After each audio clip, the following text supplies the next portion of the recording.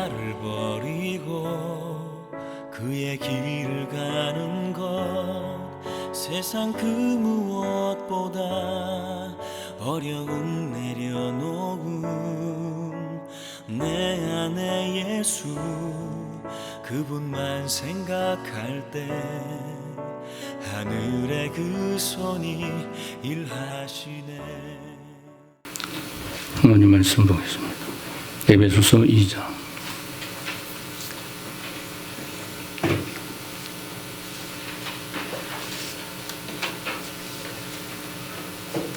19절에서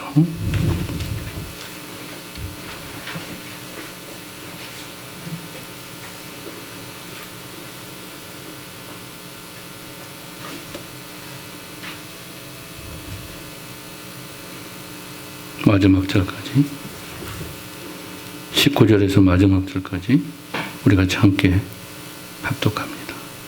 그러므로 이제부터 너희는 외인도 아니요 나그네도 아니요 오직 성도들과 동일한 시민이요 하나님의 권속이라. 너희는 사도들과 선지자들의 터위에 세우심을 입은 자라. 그리스도 예수께서 친히 모퉁이 돌이 되셨느니라. 그의 안에서 건물마다 서로 연결하여 주 안에서 성전이 되어가고 너희도 성령 안에서 하나님이 거하실 초소가 되기 하여 그리스도 예수 안에서 함께 지어져 가느니라. 아멘. 할렐루야. 주님의 이름으로 축복합니다. 오늘 말씀 제목 같이 한번 외쳐볼까요? 시작. 함께 지어져 가는 성전. 함께 어떻게 지어져가는 성전. 성전이라고 얘기하면 항상 우리 한국 그리스도인들은 건물을 생각해요. 구약적 개념으로 늘 생각하고 있습니다. 신학에 와서 이 성전의 개념은 구약의 개념이 아닙니다. 이제 장소의 개념은 끝났고 이제 영적인 성전으로 하나님께서 예수 그리스도를 통해서 이룩하게 하시죠. 그래서 우리 한국교회 그리스도인이 성전을 너무 좋아하다 보니까 성전 건축을 아주 많은 돈을 투자해서 지었는 이런 일들이 많이 있죠. 구약적 개념으로 성전을 지어야 한다 그렇게 생각하고 몇백억 또 몇천억을 들어서 성전을 건축합니다. 건물적인 개념으로 장소적인 개념으로 생각하니까 그래요. 지금 함께 지어져가는 성전이라는 것은 이 영적인 성전, 이제 인격체인 우리 교회를 성전이라고 얘기합니다. 변화된 성전이에요. 구약의 개념이 아니에요. 신학의 개념으로 이제 우리 모두가 성전이 되어가고 있다 이렇게 말해요. 하나님이 거하시는 성전으로 이제 완성되어져 가고 있다. 최종의 성전은 하나님 나라예요. 하나님께서 새 예루살렘을 완성하십니다. 이게 성전이 완성되는 거예요. 하나님 나라가 성전의 완성입니다. 그리고 우리가 그 성전 새 예루살렘에 들어가게 되는데 그 집 바로 천국입니다. 성전의 완성. 그리고 하나님께서 이스라엘 백성들에게 그 성전을 허락하시고 성전이 시대마다 때가 되면 파괴시켜버려요. 구약적 개념은 파괴된 성전입니다. 하나님은 파괴시켜버립니다. 신학에 와서 우리 주님께서 성전을 다시 세우죠. 영적인 성전을 세우십니다. 그리고 교회를 통해서 그 성전을 이룩해 갔습니다. 그 성전이 누구를 통해 이루어지냐면 바로 우리 그리스도인들을 통해서 이루어지는 우리의 교회가 인격체적인 우리의 교회가 건물이 아니에요. 건물은 예배만 드릴 수 있는 장소가 되면 되는 거예요. 성전을 교회를 몇천억 들여다해서 하늘나라 가면 물론 상급이 있을 겁니다. 성전의 개념으로 상급은 없어요. 나는 몇천억짜리 교회를 지었으니까 하늘에서 상급을 최고로 많이 받을 거다. 그렇게 생각하면 안 돼요. 구약의 개념은 이제는 끝난 겁니다. 하나님께서 오직했으면 성전을 파괴시키겠어요. 파괴시켜버렸어요. 지금도 우리 한국교회 그리스도인들이 이런 구약적 개념으로 율법적 개념으로 성전을 생각하고 있는 거예요. 잘못된 거예요. 지금까지 목회자들이 성전을 건물적인 성전, 구약의 개념으로 성전을 가르치기 때문에 그렇게 늘 인식하고 성도들이 생각하고 있는 겁니다. 자, 우리가 성전이 되어서 이제 어떻게 되어가고 있는가? 우리 주님께서 이 성전을 어떻게 완성할 것인가? 그리고 이 성전의 개념에서 우리 그리스도인들이 어떤 이치에 놓여져 있는가? 사도 바울은 이것을 우리에게 가르쳐 줍니다. 지금 사도 바울이 1장에서부터 계속해서 하나님의 구원에 관해서 계속 설명을 합니다. 우리가 생각하는 구원의 개념은 늘 말씀드린 것처럼 예수 믿으면 구원받는다. 예수 믿으면 하나님의 자녀가 된다. 이렇게만 생각하죠. 사도 바울은 우리의 구원의 개념을 폭넓게, 더 깊이 있게 우리의 구원의 개념을 설명합니다. 우리가 생각하지 못하는 부분까지 계속하여 끌고 갑니다. 하나님께서 이룩하신 구원이 어떻게 이루어졌는가에 대해서 계속 설명해 내고 있습니다. 우리의 신분의 변화, 우리의 이치가 어떻게 되었는가, 우리의 이치, 지금의 이치, 어떤 상태인가, 이것으로 우리의 구원을 설명하고 있는 겁니다. 그러니까 우리 지금까지 한국교회가 구원에 대해서 설명하는 부분과는 너무 차원이 다른 겁니다. 그래서 사도 바울이 얼마나 구원에 관해서 이 진리의 계시를 깊이 있게 하나님으로부터 받았는가를 우리는 여기서 깨닫게 됩니다. 끊임없이 나와요. 구원에 관해서 또 다른 설명으로 나타납니다.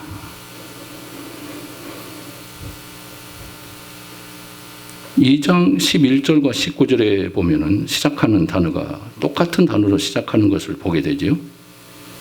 11절에 보면 그러므로, 19절에도 그러므로 이렇게 나옵니다. 이 접속사는 결론적인 부분을 끌어내기 위해서, 더 보충적인 결론을 설명하기 위해서 이 그러므로라는 단어를 계속 쓰는 겁니다. 그만큼 사도 바울은 구원에 관한 진리가 깊이 있게 들어가고 있다는 것을 보여줍니다.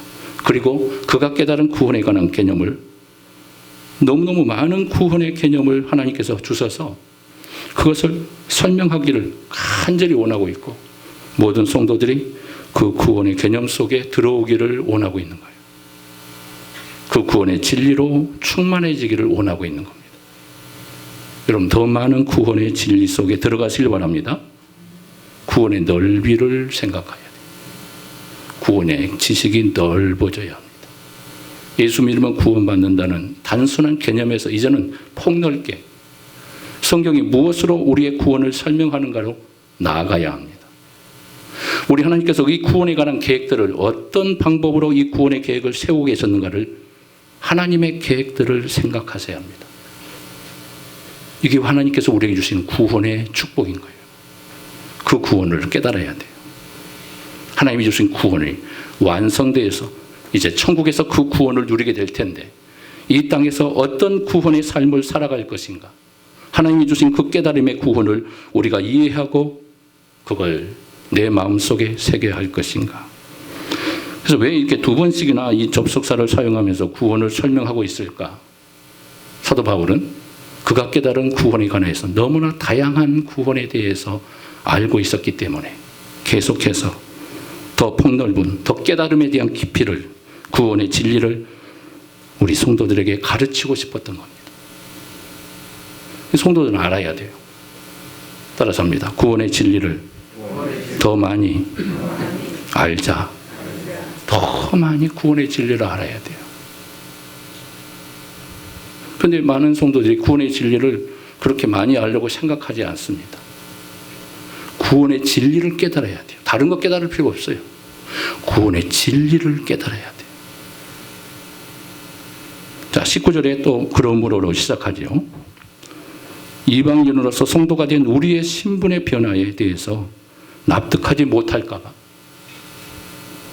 다시 더 강력하게 이 구원에 대해서 설명하기 시작합니다. 그리고 우리에게 확신을 주기를 원하는 거예요. 구원에 대한 확신.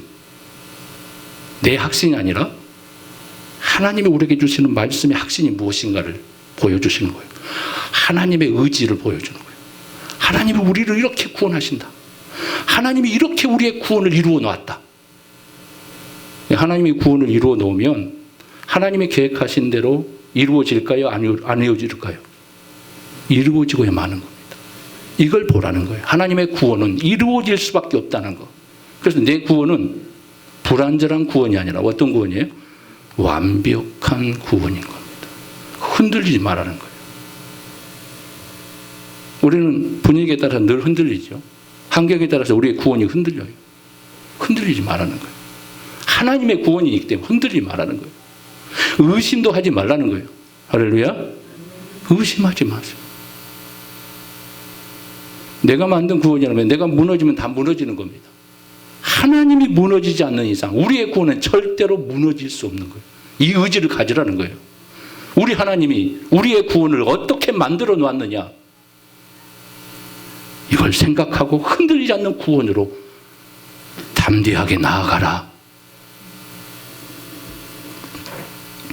사도 바울은 결론적인 부분에서 이 세 가지 단락으로 우리의 구원을 설명합니다. 첫 번째는 19절 말씀을 통해서 신자의 이치, 신분의 변화를 설명해 줍니다. 신자의 이치가 어디 있는가? 지금 변화된 우리의 신자의 이치가 어디에 지금 서 있는가? 하나님께서 우리를 어떤 단계까지 세워놨느냐? 이 이치를 깨달으라는 겁니다. 두 번째는 20절의 말씀을 통해 모퉁이 돌이신 예수 그리스도와 연합된 자가 되었다. 우리는 주님과 연합된 자다라고 설명합니다. 세 번째, 21절과 22절의 내용을 통해 우리는 성전으로 함께 이제 지어져 가고 있다. 함께 지어져 가는 성전이 되었다. 변함이 없는 구원, 변치 않는 구원, 확실한 구원이 우리에게 지금 이루어져 가고 있다. 성전이 되어 지어져 가고 있다. 성전으로 완성되어 가고 있다. 이걸 말씀하는 겁니다. 자, 첫 번째로, 자, 이방인들은 우리의 신분의 변화와 우리가 누리게 된 이치를 말합니다.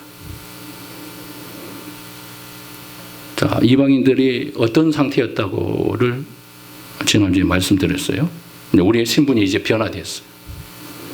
우리가 누리게 된 그 이치가 어디에 서 있는가 지금 사도 바울이 말합니다. 그것이 바로, 자, 19절 말씀 봅시다. 힘차게 외쳐봅시다. 시작. 그러므로 이제부터 너희는 외인도 아니요 나그네도 아니요 오직 성도들과 동일한 시민이요 하나님의 권속이라. 이 말씀은 11절부터 19절 말씀에 대한 보충 설명이 이루어집니다. 이방인이 우리에게 더 큰 확신과 도전을 주고자 이 말씀을 주고 있어요. 비교의식의 함정에 빠져버렸던 이방인들, 모든 이방 백성들에게 이제는 더 이상 비교의식에서 넘어지지 말아라. 당당하게 하나님 백성으로 신분의 변화를 인식하고 살아라.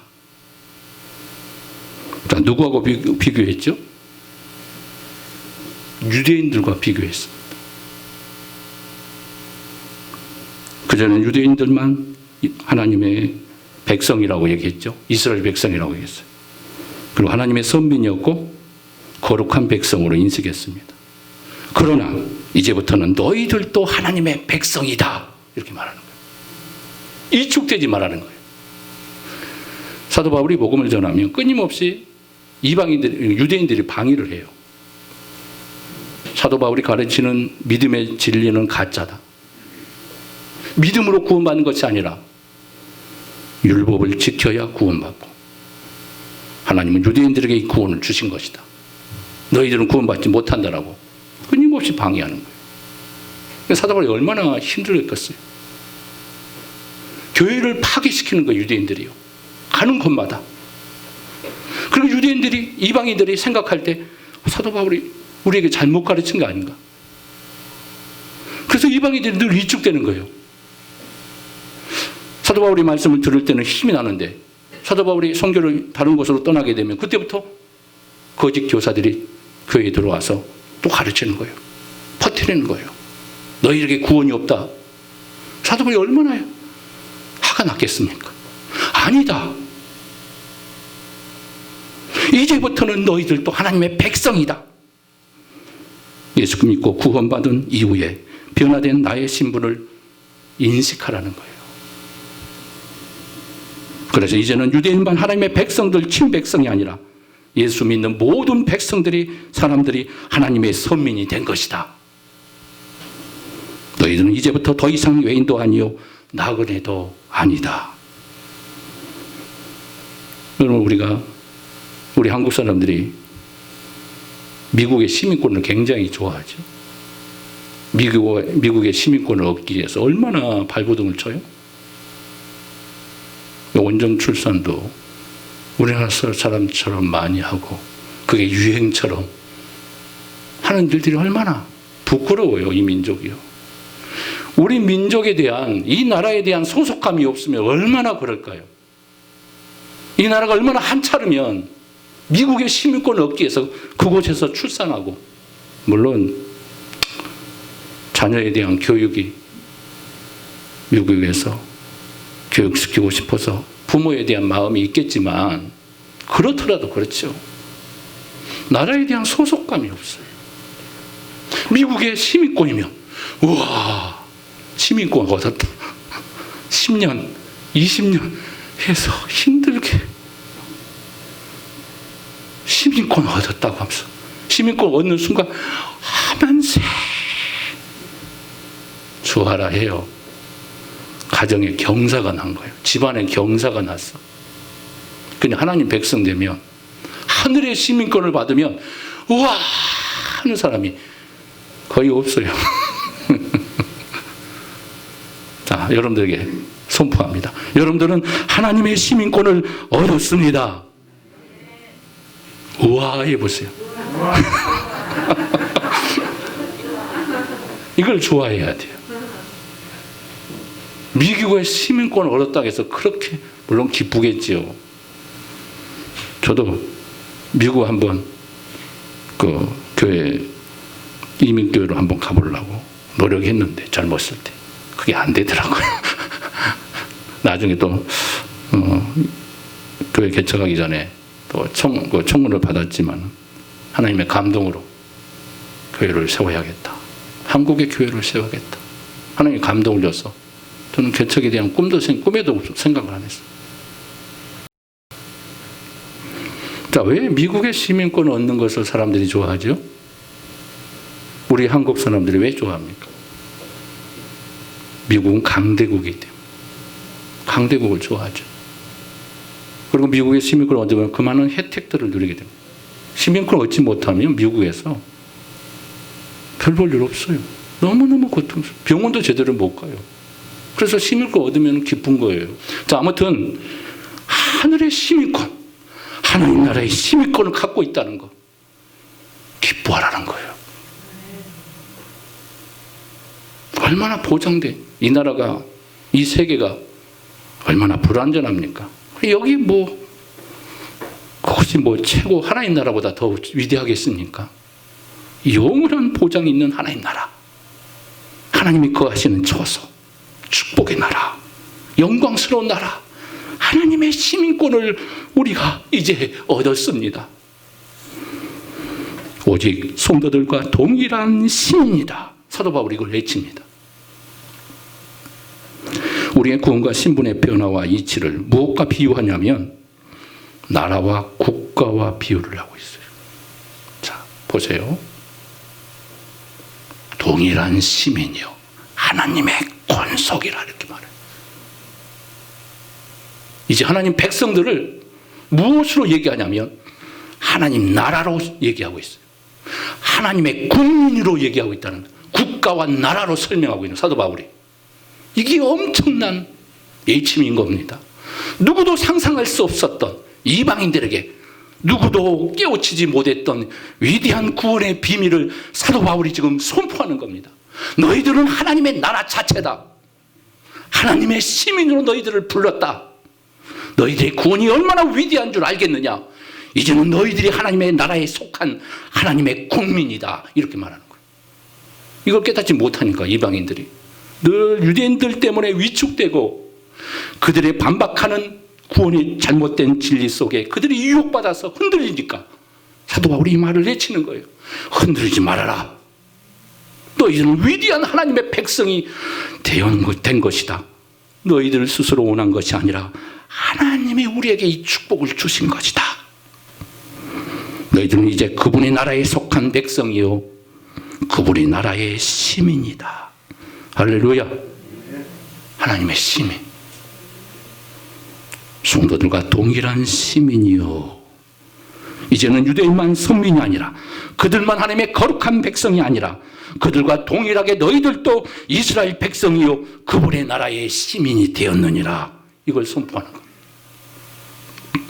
사도는 이것이 너희가 얻은 바의 구원이고 너희들이 받은 신분의 변화이고 너희들이 지금 서 있는 자리이고 지금 이치다라고 설명합니다. 우리의 이치가 어떤 이치로 바뀌었는가, 하나님이 우리를 어떤 존재로 대접하고 있는가를 깨달으라고 말씀하고 있는 겁니다.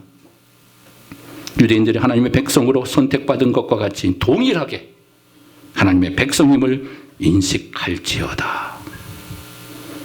사도가 이방인에게 강력하게 지금 선포하고 있어요. 자, 유대인과 더 이상 비교의식에 빠지지 말아라. 빠지지 말라는 거예요.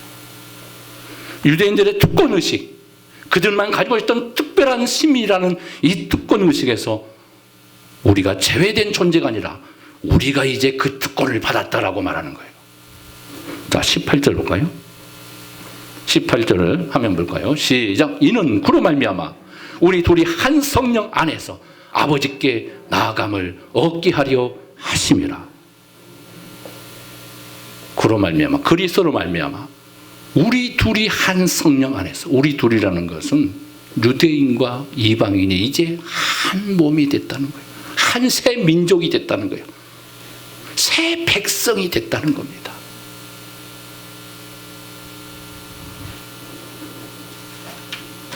이제 동일하게 그들과 함께 둘이 한 성령 안에서 하나님께 나아가는 동일한 시민이 되었느니라. 동일한 시민이에요. 이제는 유대인과 이방인의 구분이 없어져 버렸어요. 믿으십니까? 사도 바울이 이걸 말하고 있어요. 이방인과 유대인이 이제는 따로 없습니다. 유대인과 이방인이 따로 존재하지 않는다. 유대인이 필요 없어요, 이제. 자, 유대인들이 왜 필요했냐면, 하나님께서 왜 이스라엘 백성들을 선별해서 선민으로 만드셨냐면, 거룩한 백성을 만들기 위한 거였습니다. 자, 거룩한 백성을 만들어서 어떻게 하는 거예요? 그 민족을 통해 이방 세계를 구원하기 위한 하나님의 구원의 계획이 있었습니다. 이게 1차적 하나님의 구원이에요. 근데 유대인들이 그걸 깨닫지 못하는 겁니다. 그래서 그 백성과 함께 하는 거예요. 하나님이 성전을 지어놓고 내가 그곳에 임하겠다, 너희들을 만나겠다. 하나님이 그렇게 특별하게 그들에게 축복을 선언하신 겁니다. 근데 그들이 교만해져 버려요. 우리만 하나님 백성이라고 생각해 버린 거예요. 그들을 통해서 천하 만민이 구원받기를 하나님이 기대하셨는데, 아브라함을 통해서 말씀한 게 뭡니까? 천하 만민이 너를 통하여 복의 통로가 될 것이다 라고 말하는 거예요. 너로 인해서 온 이방인이 복을 얻을 것이다. 구원의 복을 얻을 것이다. 여기는 구원의 복이에요. 물론 물질의 복도 있어요.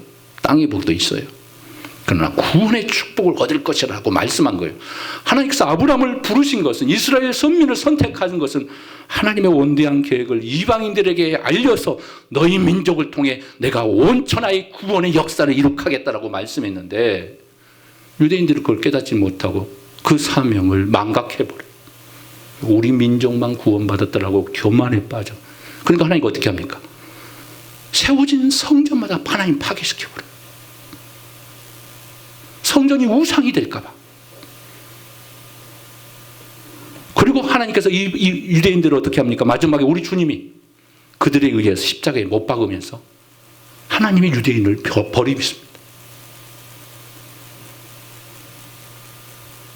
AD 70년에 로마에 의해서 디도라는 장군에 의해서 예루살렘이 초토화되고 포위돼서 망합니다. 그리고 이스라엘 백성들은 흔적도 없이 나라가 사라졌고 2000년 동안 방황하는 민족이 돼버려요. 하나님이 나라를 없애버려 하나님이에요. 그리고 그 성전, 헤롯 성전이 돌아나 돌이 남지 않고 다 파괴될 것이다. 왜 돌아나 돌이 남지 않았을까요? 금으로 도금했어요, 성전을. 그래서 전쟁이 일어나니까 그 금을 다 떼가는 거예요. 그러니까 돌아나 돌이 남지 않고 성전이 다 산산조각 부서져 버렸어요. 그리고 하나님이 이스라엘 백성을 버리고 사도 바울을 통해서 이제 이방인들을 구원하기를 계획하셨습니다. 그리고 나중에 어떻게? 유대인들이 시기하는 단계까지 이스라엘 민족이 아닌 이방 민족을 통하여 세계 온 곳곳에 구원의 역사를 이룩하겠다고 하나님이 계획을 세우십니다. 그래서 유대인들이 볼 때 하나님을 모르는 백성들이 어떻게 하나님 백성이 될 수 있습니까 하면서 그들이 시기하는 자리까지 가게 되면 그때서 그들이 회개하기 시작하는 거예요. 그리고 주님이 재림하시는 거예요. 하나님의 구원의 계획을 바꾸신 겁니다. 그래서 이제는 이방인들을 통하여 하나님의 구원의 역사를 이룩하시겠다고 사도 바울을 통하여 이방의 사도를 마지막에 사도를 세우시고 그 구원의 역사를 이룩하게 하시고 수천한 만민의 모든 백성들에게, 예수 믿는 주의 백성들에게 하나님의 성전으로 만드시고 교회를 통하여 그 일을 이룩하게 하신 겁니다. 이제는 한 백성이 되었고 한 국가에 속한 시민이 된 것이다. 이제 우리의 이치가 국가로, 나라로 설명이 되어지고 있는 겁니다. 두 번째, 교회를 가정에 비교하고 있습니다. 가정에 비유하고 있어요. 19절의 말씀 보면 마지막 절에 뭐라고 합니까? 하나님이 뭐라고 그래요? 하나님의 건속이라. 유대인들은 자신들만 아브라함의 혈통을 가진 사람으로 생각했어요. 그래서 그리스도에게 세운 교회는 아브라함의 혈통이 이제는 필요 없게 된 겁니다. 여기서 말하는 하나님의 권속이라는 것은 가족이라는 말이에요. 가족. 그리고 식구라는 거예요. 식구, 가족, 식구가 되었다. 하나님의 식구, 하나님의 가족의 구성원이 되었다. 가장 밀접한 관계로 우리 이방인들을 이제 하나님의 가족으로 우리를 불러내신 겁니다. 가장 친근한 관계. 하나님과 우리는 가족이 된 거예요. 우리 이방인들을 어떻게 했다고요? 가족으로 삼았어요. 가족으로. 외인이 아니요, 나그네도 아니라 이제는 가족, 하나님의 가족으로 삼으셨어요. 가장 친근한 관계, 친밀한 관계로 하나님이 삼아주셨어요. 지금까지 원수되었던 유대인들과 이제부터는 한 가족이 되었다. 한 식구가 된 것이다. 한 성령 안에서 한 하나님 아버지로 모시고 살아가는 가족 공동체 식구가 된 것이다. 요한복음 10장 28절의 말씀 보면 이렇게 나와요. 시작. 내가 그들에게 영생을 주노니 영원히 멸망하지 아니할 것이요 또 그들을 내 손에서 빼앗을 자가 없느니라. 누가 빼앗습니까? 하나님의 자녀들을 누가 빼앗아요? 사탄이 빼앗아. 사탄이. 예배 못 드리게 방해하고, 하나님 못 섬기게 방해하고, 말씀 못 듣게 방해하고. 누가 방해해요? 누가 빼앗아요? 사탄이 빼앗아가요. 하나님 백성들을 빼앗아간답니다. 그러나 이제는 하나님께서 하나님 손에서 빼앗아갈 못하도록 우리를 주님의 능력의 손으로, 하나님의 손으로 우리를 붙잡고 계신대요. 하나님의 자녀 삼으셨대요. 하나님의 가족으로 우리를 삼으셨대요. 믿으십니까? 사탄이 우리를 빼앗아가지 못하는 하나님의 구성원, 하나님의 식구가 되게 만든 거예요. 하나님의 친백성, 하나님의 나라에 속한 자로 우리를 부르신 겁니다. 너희를 내 손에서 빼앗아갈 자가 없느니라. 이런 말씀이 나오면 여러분 마음이 막 부풀어야 돼요. 하나님 말씀. 나를 빼앗아갈 자가 없다네. 아멘이네. 믿으십니까? 네. 나를 빼앗아갈 자가 없다는데 빼앗아가라, 빼앗아가라. 나를 빼앗아가세요. 그러면 기쁩니까? 빼앗아갈 자가 없다. 이게 기쁜 거죠. 누구도 너를 내 손에서 빼앗아가지 못하게 할 것이다. 내가 너를 붙잡고 있겠노라. 너의 구원이 취소되지 못하도록, 방해하지 못하도록 너를 내가 붙잡겠노라 라고 말합니다. 이 엄청난 하나님의 구원의 축복인 줄 믿으시기를 바랍니다. 왜 그럴까요? 우리가 하나님 나라에 속하였기 때문에, 하나님 나라의 시민이기 때문에 하나님이 우리를 책임지시는 거예요. 우리의 구원을 하나님이 책임지시는 겁니다. 여러분들의 구원이 흔들리지 마시기를 바랍니다. 담대하시기를 바랍니다. 사탄에게서 빼앗기는 자가 없다는 거 믿으시기를 바랍니다. 그래서 우리를 건들면 누구를 건드는 거예요? 하나님 아버지를 건드리는 거예요. 우리를 건들 자가 없는 거예요. 우리를 손댈 자가 없는 거예요. 우리를 손대는 순간 누구를 손대는 거예요? 하나님을 손대는 겁니다. 그래서 사탄이 우리를 손 못 대는 거예요. 우리 손대는 순간 하나님이 사탄을 가만 놔두지 않는 거예요. 믿어집니까? 우리가 이런 존재라는 거, 이런 신분으로, 이런 위치로 우리 하나님 우리를 세우셨다는 거, 사도 바울이 지금 얘기하는 겁니다. 흔들리지 말아라. 유대인들만 하나님의 선민이 아니라 하나님이 빼앗기지 않는 시민으로 우리 모두를 불렀다. 우리 이방인들을 그렇게 삼았다. 하나님의 백성으로, 나라로 삼았느니라. 하나님께서 우리를 얼마나 사랑하시고 우리를 이해하시는가를 깨달았으면 좋겠습니다. 하나님은 우리를 너무나 사랑하시고 우리를 이해하고 계신 것. 우리가 얻은 바의 구원이 얼마나 큰 축복이고 세상의 어떤 것으로도 바꿀 수 없는 은혜인가를 깨달으라는 거예요. 그래서 구원이 감사고 구원이 축복이고 하나님의 넘치는 은혜의 역사인 겁니다. 세 번째로, 하나님의 구원이 차별이 없다는 것이 증명이 되었습니다. 하나님의 구원은 차별이 없다. 지금까지 유대인들만 하나님의 선민이라고 생각했어요. 첫째로 그들은 아브라함의 후손임을 자랑했어요. 우리는 아브라함의 후손이다. 예수님께 뭐라고 합니까? 너희들이 아브라함의 후손이라고 자랑하느냐? 좋다. 아브라함은 나를 믿었느니라 이렇게 말해요. 지금 아브라함이 있었다면 나를 믿었을 것이다. 그러나 너희들은 믿지 않는다. 그래서 너희들은 아브라함의 자손이 아니다라고 우리 예수님이 말씀하는 거예요. 아브라함의 후손이라고 자랑했던 이스라엘 백성들, 유대인들. 두 번째, 자신들만이 율법을 받았다고 율법을 가지고 있는 백성이라고 자랑했어요. 그래서 우리만 특별한 백성인 거예요. 세 번째, 우리만 성전을 가지고 있는 백성.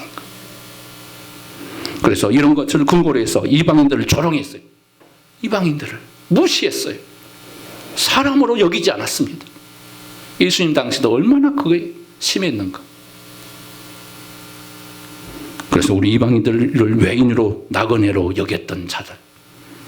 그러나 사도 바울은 이런 유대인들을 반박하면서 의인은 없나니 하나도 없다라고 로마서에서 선언해버려요. 모두가 다 죄인이다. 아브라함의 혈통을 자랑하고 율법을 가지고 있다고 자랑하고 하나님의 성전을 가지고 있다고 자랑하지 마라. 그럼 그것으로 너희들은 하나님을 바로 섬겼느냐? 하나님, 사도 바울이 묻는 겁니다. 너희들이 자랑하는 것을 통해서 너희들은 정말 하나님을 잘 섬겼느냐? 아니지 않느냐? 이 땅의 모든 사람은 모두가 그래서 죄인이다. 유대인이나 이방인이나 동일하게 죄인이다. 죄인에 불과하다. 이제는 예수 그리스도 안에서만이 하나님의 백성이요 하나님 나라의 시민이 될 수 있느니라 선포하는 겁니다. 자, 출애굽기 19장 5절 말씀 시작. 세계가 다 내게 속하였으나 나니 너희가 내 말을 잘 듣고 내 언약을 지키며 너희는 모든 민족 중에서 내 소유가 되겠고 너희가 내게 대하여 제사장 나라가 되며 거룩한 백성이 되리라. 너는 이 말을 이스라엘 자손에게 전할지니라. 그런데 이스라엘 백성들이 순종하지 않으니까 그들은 실패해버려요. 이 축복에서 실패해버립니다.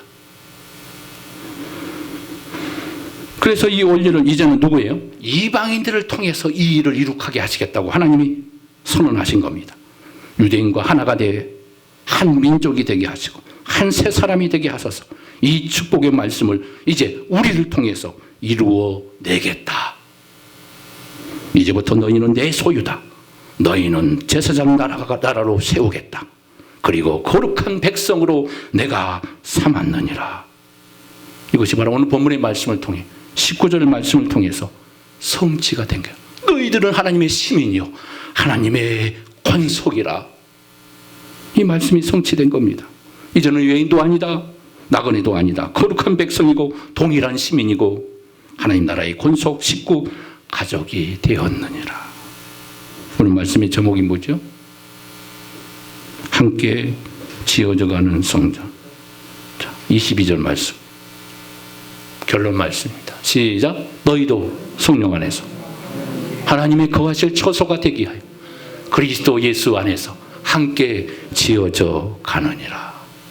여기서 가장 중요한 게 성령 안에서 그리고 예수 안에서. 성령 안에서 우리가 이제 하나님의 거하실 처소 성전이 되었다는 거예요. 처소, 하나님이 거하는, 성령이 거하는, 성령이 임재하는 하나님의 성전이 되었다는 거예요. 이방 교회가, 우리 이방인들이, 믿음의 백성 이방인들이 하나님이 거하시는 처소가 되었다는 거예요. 그리고 어떻게 해요? 예수 안에서 함께 지어져가는 성전이 되었다는 거예요.